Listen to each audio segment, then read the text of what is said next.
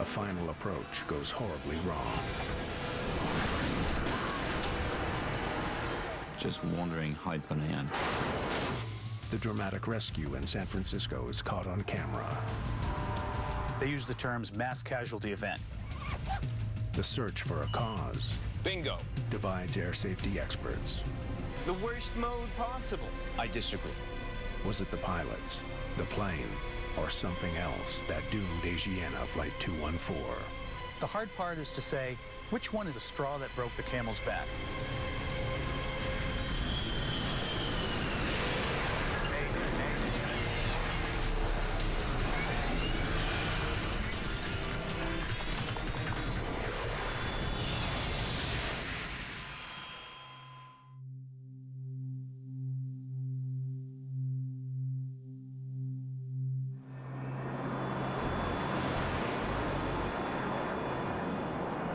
Ladies and gentlemen, this is your captain speaking.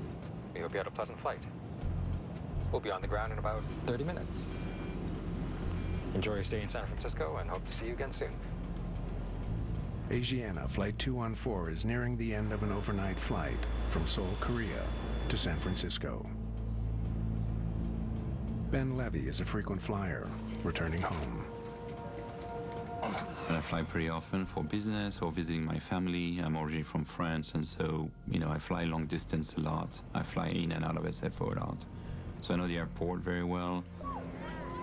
Many of the other 291 passengers are Chinese, including a group of teens on their way to summer camp in the United States. I think they were all pretty excited about the trip. I think they were all having a good time and excited to be in that plane and going to the US. Is that the Golden Gate? Captain Lee Kong-cook takes in the sights as he guides the plane toward the airport. Golden Gate's over there. That bridge goes to Oakland. Ah, okay. Lee Chung-min, also a captain, is serving as first officer today. Yeah, I remember being a just gorgeous day, as good as it can be. No wind, beautiful sunny day, not a single cloud in the sky. The arrival into San Francisco is a very scenic approach from the Sierra Mountains all the way into the San Francisco Bay Area. It's a very pretty arrival. Runway in sight. Asiana 214 heavy. Turn left 310 degrees. Cleared visual approach. Controllers clear the crew for their final turn to the runway. It is a busy piece of airspace. You do have to listen on the frequency, and you do have to anticipate what the controller is going to give you. In addition, experience really counts flying into San Francisco. Cleared visual approach, Asiana 214. Okay, gear down, sir. Gear down. The way we put on the brakes in an airplane is by putting our trailing edge flaps down, our leading edge devices down, and even the gear, that's our brake.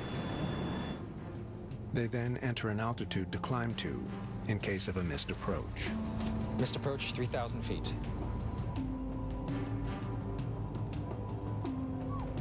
In the cabin, the flight crew prepares passengers for landing. Asiana 214 heavy. Runway 28 left. Cleared to land. Landing checklist complete. Clear to land. On glide path. The pilots check a set of lights beside the runway that can help guide them to a safe landing. Check.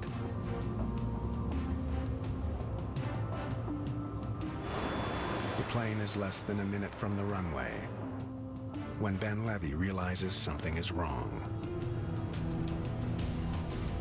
I remember noticing that there's a small pier that extends out of the runway, and I'm like, wow, we're very low.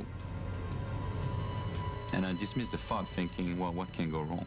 There's all the technology on board to make sure that those guys don't mess up. In the cockpit, Speed! a crisis hits. I got control. Oh, God, go around. In that fraction of a second, I feel the thrust of the engine re-engaging full throttle. The captain pulls up the nose and tries to climb. But it may be too late. Hang on. Looks like we're not gonna make the run out. At that point, I'm thinking we're gonna hit the water.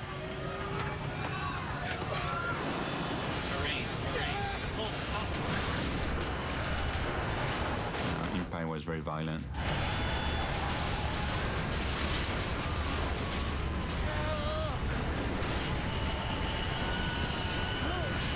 Just wondering how it's gonna end, how it's gonna stop, and when it's gonna stop.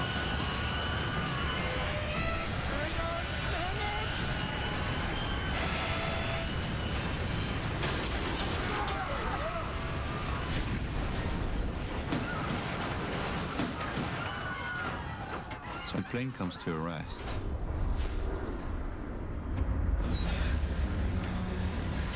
And nothing moves. And all you hear is moaning from people that are hurt and injured. Here. Press hard to stop the bleeding.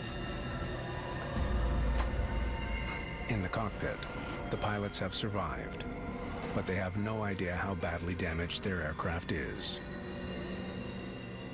The brutal impact has torn the tail off the body of the plane.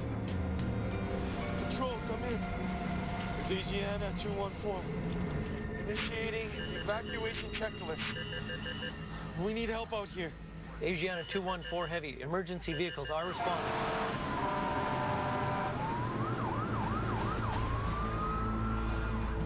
An engine is burning. If fire spreads to the fuel tanks, the plane could explode. Passengers need to find a way out fast. Let's see if we can open this door. I remember just going for that big lever on the right-hand side of this airplane and just opening this door. And was shocked at how easy it was. But getting down to the ground will not be easy. I'm expecting at that point to see a slide open. Right, the whole like, hey, you open the door, the slide is gonna open, and there's no slide. Whoa. Okay. Help each other. Come on. Luckily, some crumpled pieces of the fuselage have formed a makeshift set of stairs. Ben Levy stays by the door to help the other passengers climb down. Come on. You know, in this whole disaster, the fact that the fuselage actually had crumbled on itself almost provided like a step that became probably critical for people to be able to exit that plane. Oh my God, that's scary. Eyewitness video captures the dramatic scene as hundreds of people flee the cabin from only a few exits. The 777 has 8 exits. Each is equipped with a 90-kilogram emergency escape slide. The slides are supposed to inflate automatically, but only 2 have deployed properly. Someone! Please help me! What's worse, 2 of the malfunctioning slides have inflated inside the plane. A flight attendant is trapped. I can't move! If you pull, I can try. No! Get something sharp!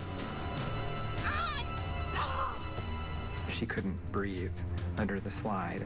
Bill Bramble is an air emergency expert. He understands the desperation the crew is facing.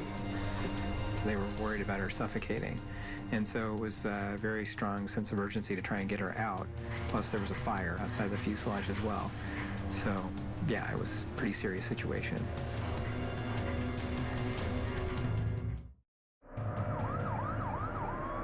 At San Francisco International Airport, runway 28 left is a disaster zone. Fire crews battle to keep flames from consuming the fuselage of Asiana Flight 214. Come on. Get out. Inside the burning plane, a flight attendant is still trapped. The slides are pretty tough. You need a sharp, strong object to be able to puncture the slide, and crash jacks do the trick.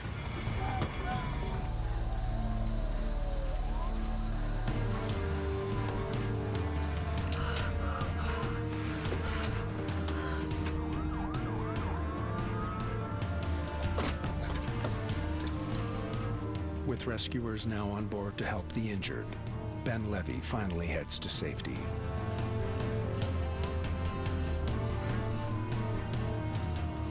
think in my head, I was like, I'm alive, it's incredible. He's soon sharing his harrowing story with the media. In your head, everything goes in slow motion. You just don't believe it's happening. You don't know if you're going to be dead at the end of this slow motion or not. And the entire trauma team has come together as they would in a trauma, although this is very large, multi-casualty incident. Nearly 50 people are seriously injured.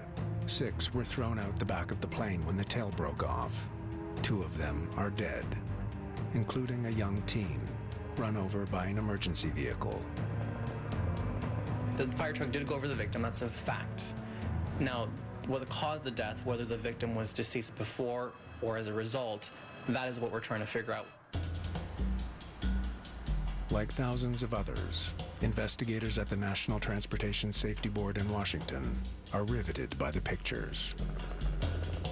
They used the terms mass casualty event. We really didn't know what was going on at the time. The first things I heard was an airplane cartwheeled, mass casualties, and we knew it was a 777, so it was going to be a very significant event. Senior investigator Bill English will lead the high-profile investigation.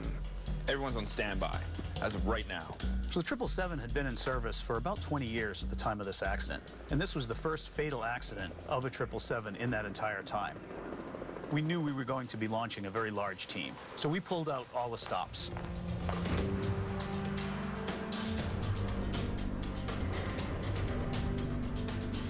By the next morning, there's a full team of investigators on site.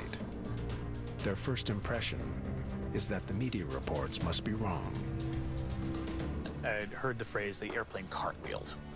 And the first photos that I saw showed the airplane right side up, wings still attached, still looking pretty much like an airplane sitting next to the runway. So we thought that couldn't be true. When a plane cartwheels on touchdown, the result is usually a catastrophic breakup that leaves a long trail of debris. That's what happened in 1989 in Sioux City, Iowa, where a DC-10 cartwheeled off the runway, killing 111 people. The wreckage from Asiana 214 looks nothing like Sioux City. English can hardly believe the 777 cartwheeled on landing until he spots some telltale evidence. We noticed the marks on the runway, scrape marks and everything. Looked strange. It looked like the airplane twisted and turned around. We thought, did the airplane actually turn around? And then we saw the video. Airport surveillance cameras leave no doubt about Flight 214's violent trajectory.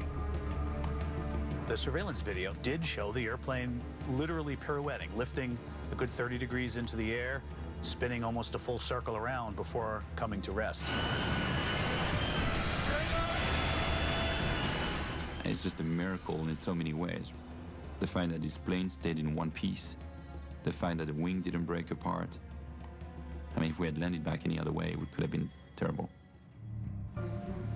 Investigators must now determine why the 777 crashed short of the runway.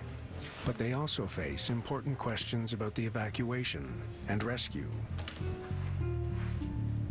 How did you end up out there? Investigator Jason Fedek will try to figure out what happened to the passengers after impact. Can you remember where you were sitting? People who were actually involved in the accident gave us a wealth of information that we couldn't otherwise learn about what happened inside the cabin. Was she wearing her seatbelt? In this case, we talked to the seatmates of one of the ejected passengers who explained that she was not wearing her seatbelt at the time of the accident. This investigation was almost 2 investigations in one. We broke it up into the part that got us to the seawall. How did this airplane impact those rocks and come to this accident? After that was a whole other story to be told. The complex investigation puts the entire team under enormous pressure. There could be clues inside the ruined cockpit, but toxic fumes and scorched debris make it too dangerous to enter without protective gear. Okay, here we go. For NTSB investigator Roger Cox, the hunt for evidence is worth the risk. It was a tricky accident site. We had to be properly garbed up to make sure that we weren't affected too much by the dangerous wreckage that was there. If you get out there right away before anybody's had time to move anything around, you can actually reconstruct what went on. Cox gathers the pilot's charts and personal effects, hoping to find clues about what they were doing in the final stages of the flight. That's everything I could find.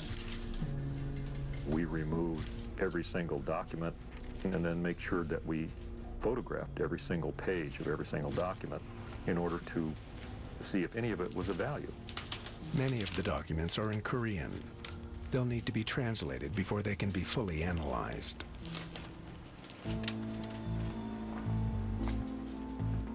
The crash zone, on the other hand, immediately provides investigators with some important details.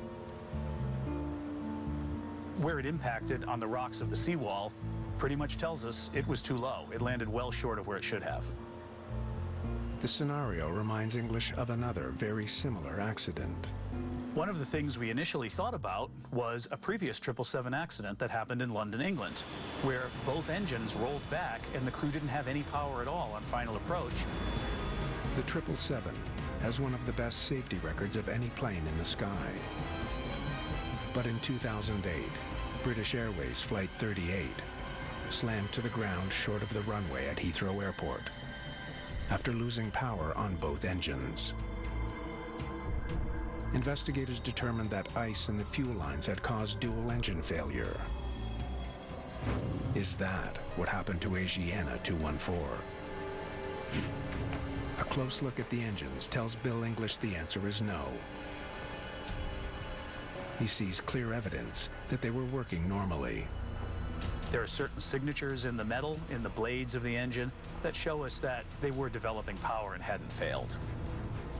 For now, English has no solid leads to explain why a plane that seemed about to land safely crashed just seconds from the runway. We knew the weather was good, winds were calm, visibility was good. There was no distress call from the airplane that we'd heard of, so there was nothing really obvious as to why this would have occurred.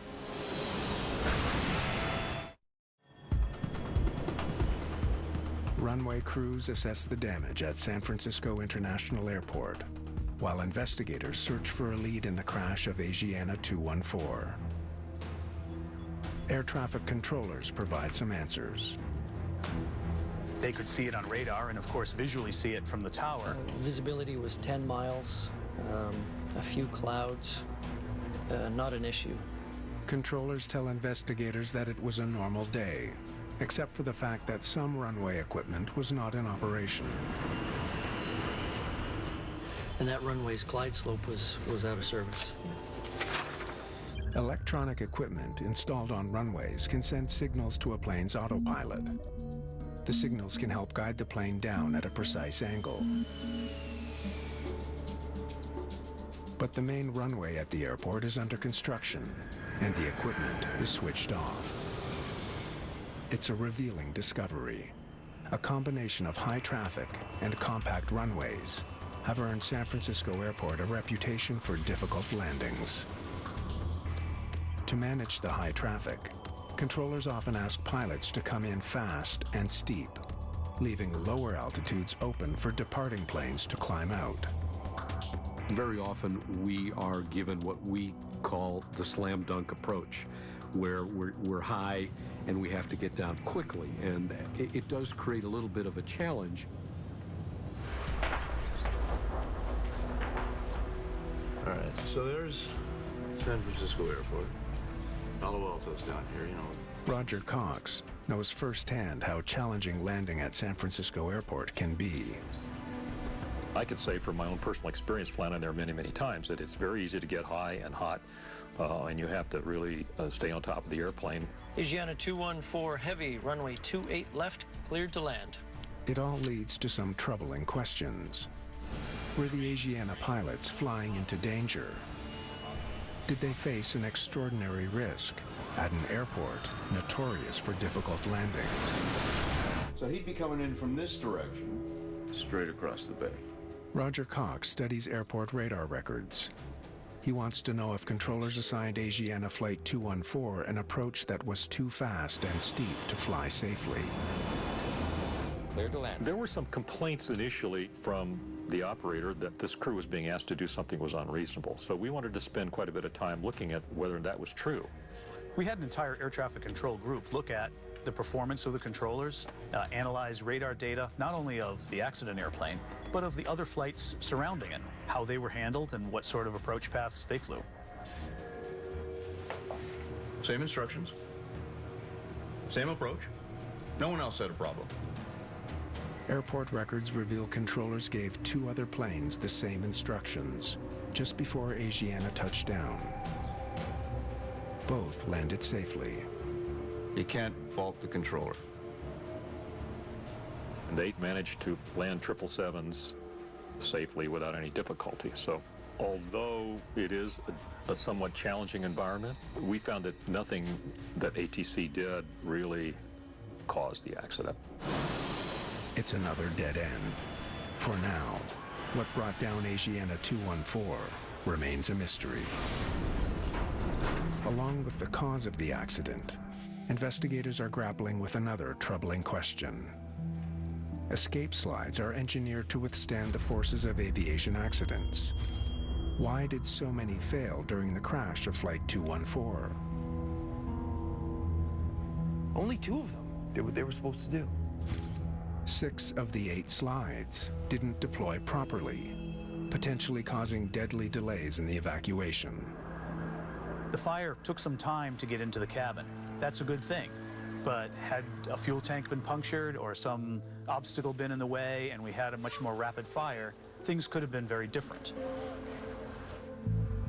They'll have to search for answers without the help of the plane's flight data recorder. The recorder is located in the tail section and stopped working when the tail smashed into the seawall. There's no information on what was happening at the moment the slides deployed. Okay, let's see what these slides can take. To get the data they need, Jason Fedek turns to a crash test facility more often used for testing cars. This is unlike anything anyone had ever seen before, so we wanted to figure out how that happened. He discovers that at low speeds, the slides perform well. But in high-speed impacts, like the one on board Flight 214, the inflation mechanism can fail quite easily. We made a recommendation to the FAA to look at the data we produced from this accident and see if there were improvements that could be made to future slide design to help make that part more robust. The violent force of the impact also accounts for the injuries suffered by the 6 people thrown from the plane, including the young teenager who was run over by a fire truck. Autopsy results confirm she died immediately after the crash impact. She was already dead by the time her body was run over.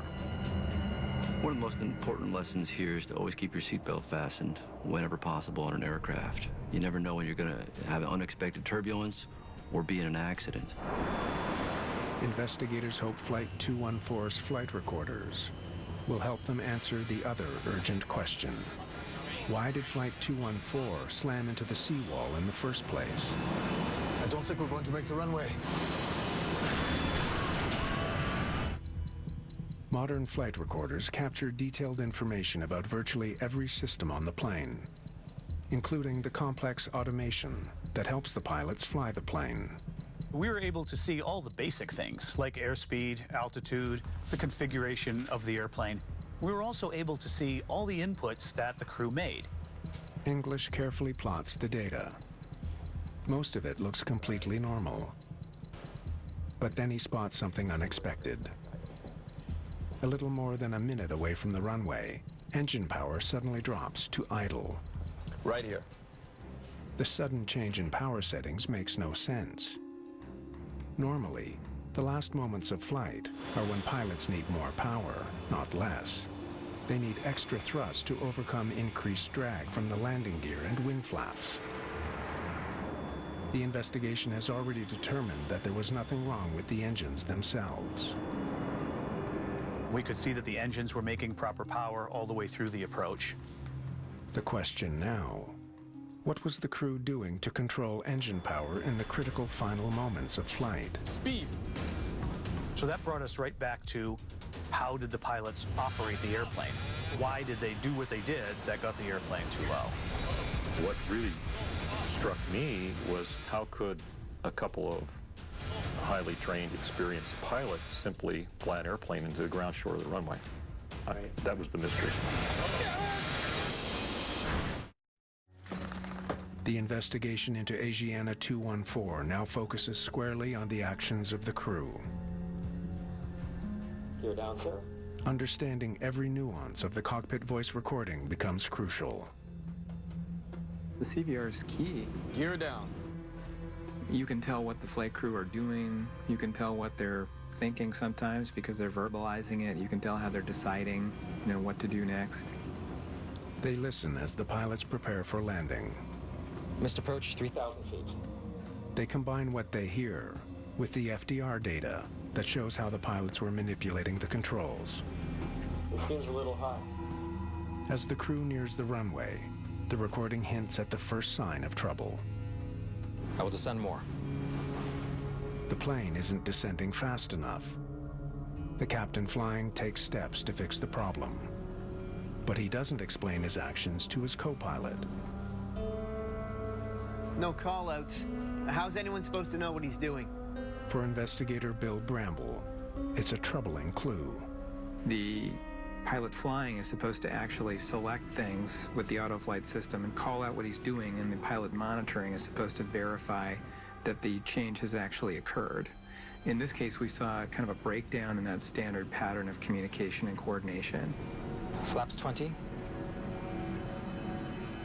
What the recording reveals next is stunning.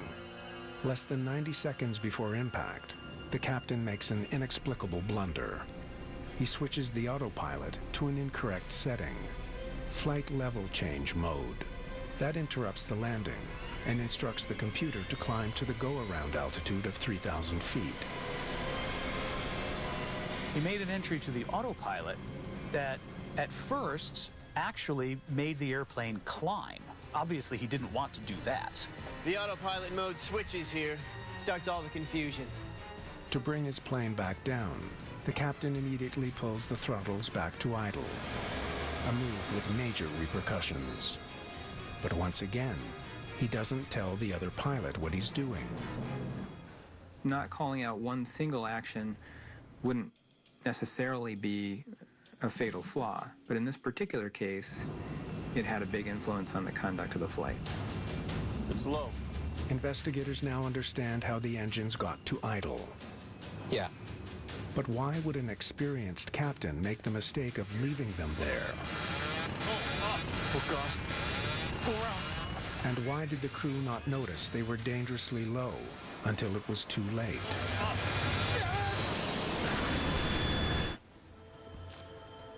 It's like they just sat there and watched it happen.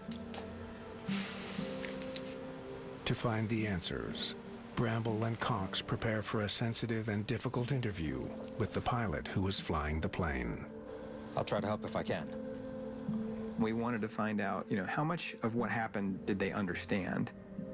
We wanted to find out when they became aware that something was amiss. And so the only way to do that was by asking them. I was a bit nervous. The captain explains he was worried about landing in San Francisco on a day when there was no electronic runway equipment to help guide him. I thought that was very unusual coming from an experienced pilot because no one really needs an electronic glide slope on a clear day to be able to land an airplane. It's a fundamental skill that you have to learn from the time you're a private pilot. Other pilots are making that landing. I thought I should be able to make it too. He said everyone else was doing it, so I could not say I could not do it. This seems a little high. I will descend more. I think he didn't want to show that he was not confident or that he was not prepared. But I think... Why did he not ask the other guy for help? I think he just didn't want to admit the weakness. It's low. The captain tells investigators he doesn't understand why the plane didn't have enough power on landing. I know I made some mistakes, but I was certain that the auto throttle would control the speed. Like other modern jets, the 777 can automatically increase or decrease engine power through a system known as the autothrottle. Similar to, but much more sophisticated than your cruise control. He was confident the autothrottle was actually going to take care of speed for him. And in his prior experience, they had. During his 777 flight training, the captain was taught about the autothrottle's special wake-up feature. If the plane's speed drops too low, the autothrottle engages and adds power, even if it is switched off. Amazing. As he had seen this demonstration in the simulator, that the autothrottles would wake up even if the autothrottle was off. So he had this really high level of expectancy that the autothrottles would wake up, advance the thrust, and keep them safe. Investigators consider a chilling possibility. Did a critical automated system on a Boeing 777 fail in flight? Is that what doomed Asiana 214? So the autothrottle and autopilot both change modes here and then again here. Investigators dig deeper into the flight data from Asiana 214. They search for any evidence of a failure or malfunction in the plane's automated flight systems. I think the most important thing that we wanted to know was what autothrottle and autopilot modes were engaged during the last 2 or 3 minutes of the flight. Missed approach 3,000 feet. An undetected problem with the autopilot or autothrottle could easily have led the pilots to disaster. Tracing all the computerized functions is a mammoth task. English studies every input, every mode change. The exhaustive analysis leaves no doubt. None of Flight 214's automated systems failed in any way. But there is evidence of something else that could finally explain what went wrong. It was pretty evident that we could see some strange things happening with automation inputs while that airplane was on short final. The analysis reveals that the pilots of Asiana 214 punched in a bizarre sequence of inputs. A sequence that most pilots would never carry out. First, choosing an autopilot mode rarely used during descent. Then, pulling back on the thrust levers when that error put the plane into a climb.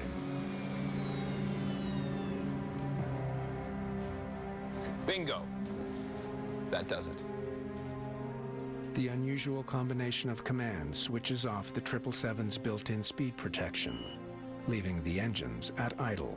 At that point, he disconnected the autopilot, so now up, down, left, and right was in his hands. He grabbed the throttles and reduced them, like taking his foot off the gas.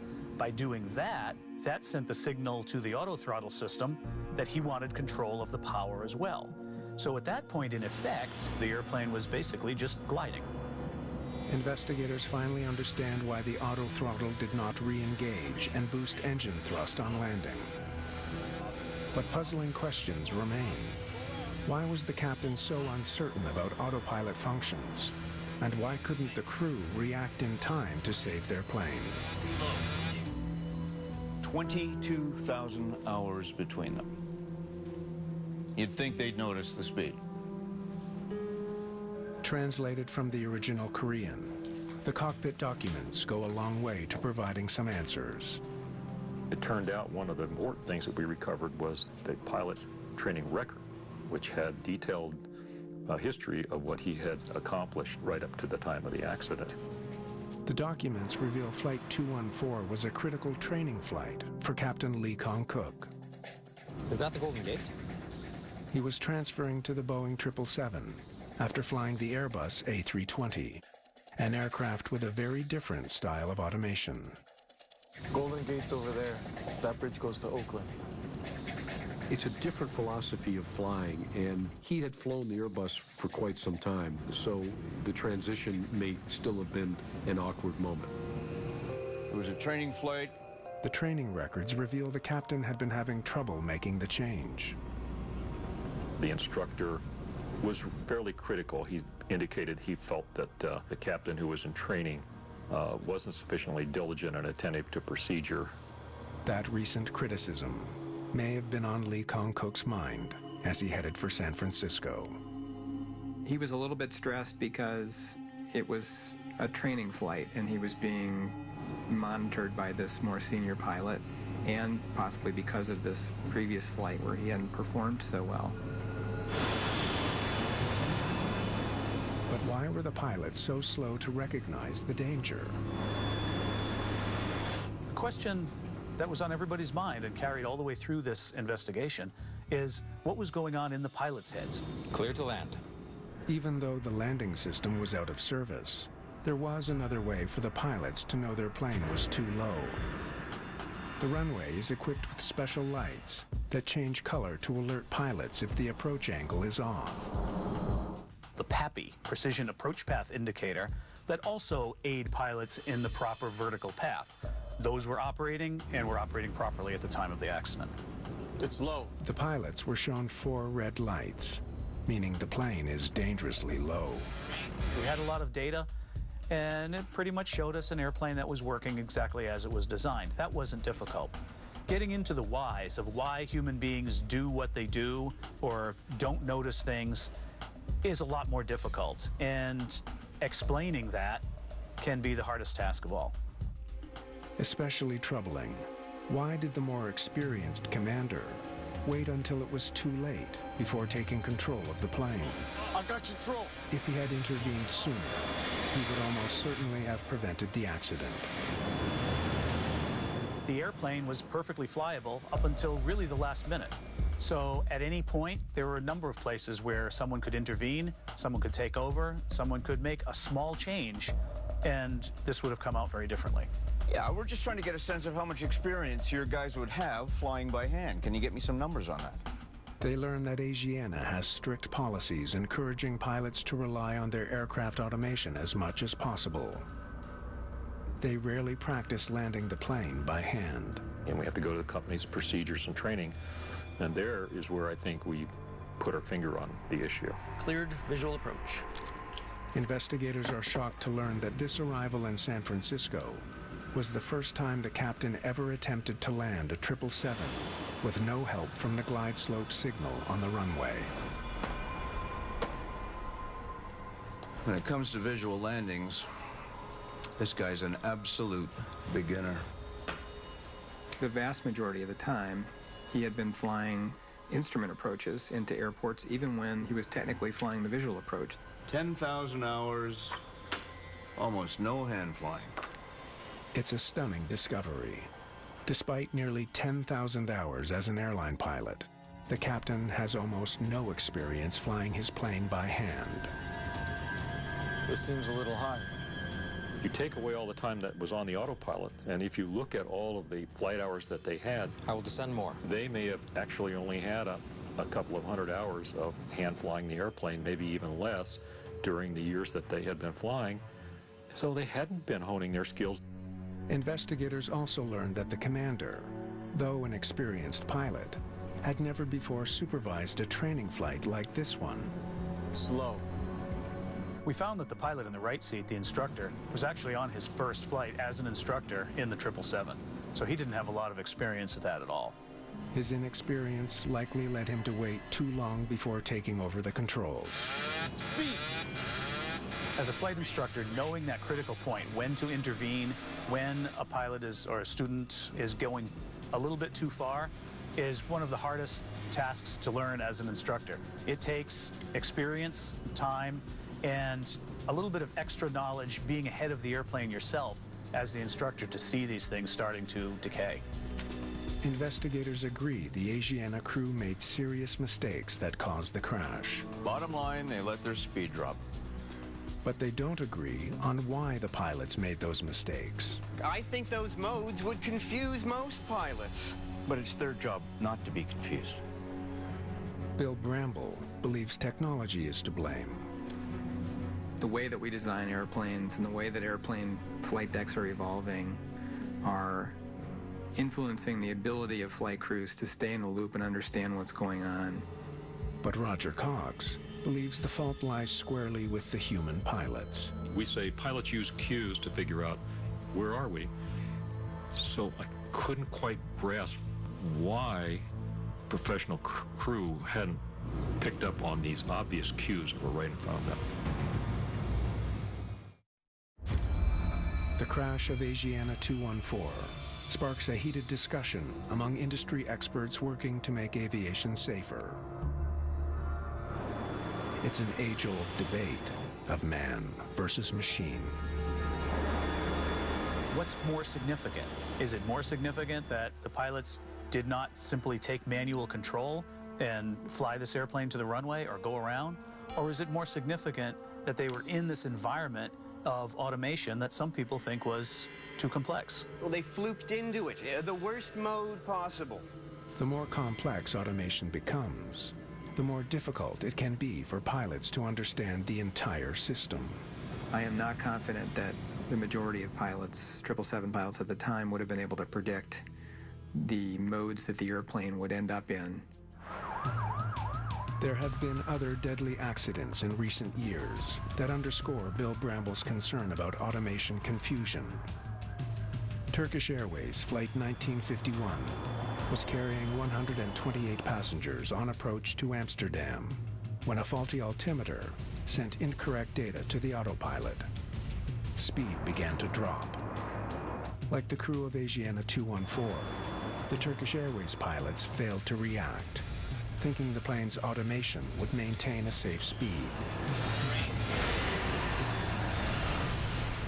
Accidents like this are extremely rare. It's low. But researchers say that's part of the problem. Automation fails so rarely that when it does, pilots aren't able to react as quickly as they should.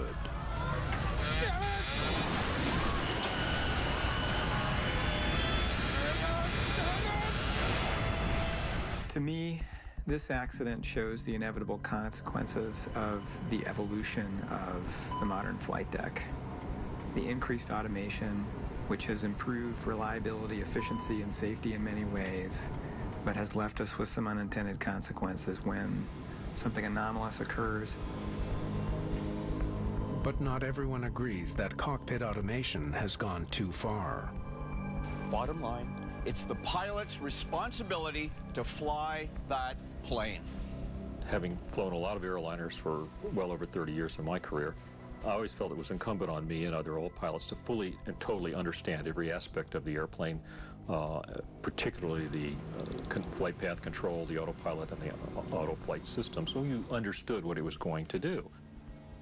In their final report on the crash of Asiana 214, investigators address both sides of the argument. They list pilot error as the probable cause, but they also cite the complexities of the automation system as a contributing factor. In an unusual move, the report includes statements from 4 members of the National Transportation Safety Board, each emphasizing their own personal views on the crash. The report calls for better training for pilots, including more time spent flying without the use of automation. There's a great movement now in the industry towards going back to basics. We've talked a lot about over-reliance on automation, but airplanes still fly pretty much the same way they have for decades.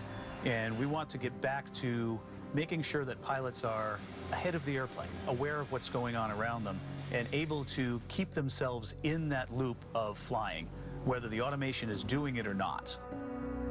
The report also urges more intuitive designs for aircraft automation and better alarms in the cockpit to warn pilots if their speed gets too low. It's hardly ever that we have an accident that's really just one thing. The hard part is to say, which one is really that critical event? Which is the straw that broke the camel's back? If there is any such thing. Sometimes it takes all those little things to make the accident happen.